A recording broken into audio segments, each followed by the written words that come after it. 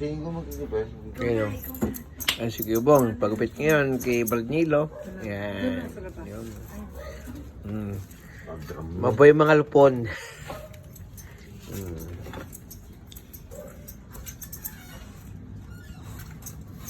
Pwede ba pagupit? Pwede. Saan? Kaso wala nang banday. Para pwede naman maging magandang, ano? Babata ako na 10 taon.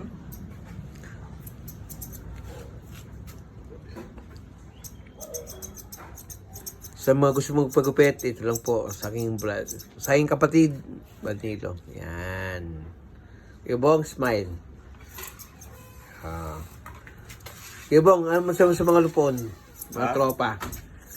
Sa mga lupon, Oh, gawin lang natin yung dapat natin gawin. tama. Na para sa ikabubuti ng ating mga, ano?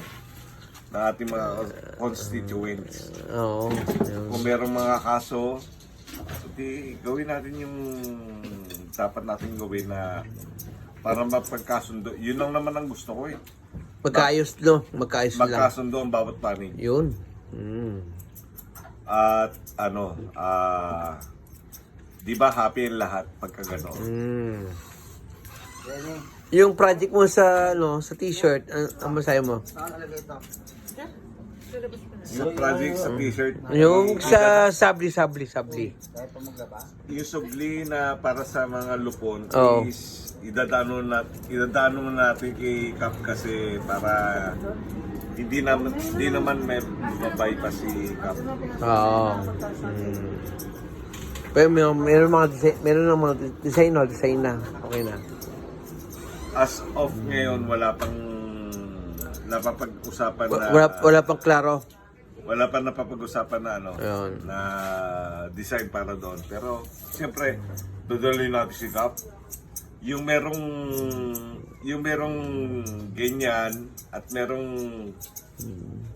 Simpleng lang. at merong ganyan. Yon. Yun.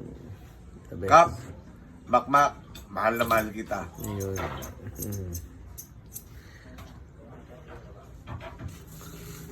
Sa mga gustong magpagupit, kay Bradnilo lang na home service din. Bradnilo, number 1. Oo, Magaling gupit yan. Ayan o. Sa Lucy Street, Ayun, yan. Pardo. Sa mga gusto magpo-home service po, yan po sa ating kapatid na si Bradnilo na Bilog lang ha. siya po yung kakawin ng ganang trabaho, pero ngayon nagupit pa rin siya para kay Kuya Bong. Diba? Gabing-gabi to ha, gabing-gabi. Oo, diba? Napakasap ng meron tropa na ganyan na simpleng tao lang, pero humble. Diba? Yes. Very humble. Yan, very humble.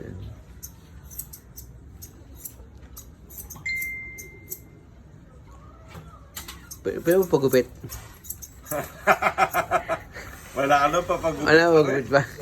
Yan. Gupit, wala ka na papagupit. Ano yun? Ang razor. Oh. Hindi, pero ito po, isang mensahe ko po sa mga nag-ano sa barangay Ialdana. Kung meron po kayong mga reklamo, wag po kayong mag-atubili na pumunta sa amin. Desk officer, sa mga kagawad. Pero ang hangad po namin is magkasundo po ang magkabilang panig. Yun po ang hangad namin po talaga sa lahat.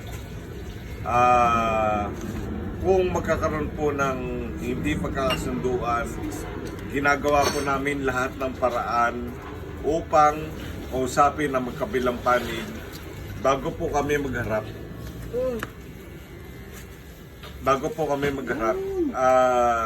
Yung totoo lang po, napakamahal ko po ng trabaho ko na ito dahil isa pong karangalan na ang pagkakasundo ng magkabilang ang pagkakasundo po ng magkabilang panig ay